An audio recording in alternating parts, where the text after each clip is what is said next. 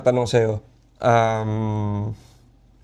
sinong ano mo, dream person mo na makakolab na hindi nagmamatter kung comedy or hindi? Sinong, like, Makakolab sa kahit saan, kahit sa, gusto ko yung gusto mo makita. makatrabaho talaga na tao? Gusto ko yung si Michael B.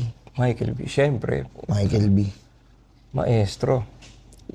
Yung mga iba yun, wala na kasi yung mga idol ko Namit mo na ba si Michael V? Hindi pa nga eh. Hindi ko pa namimit si idol eh.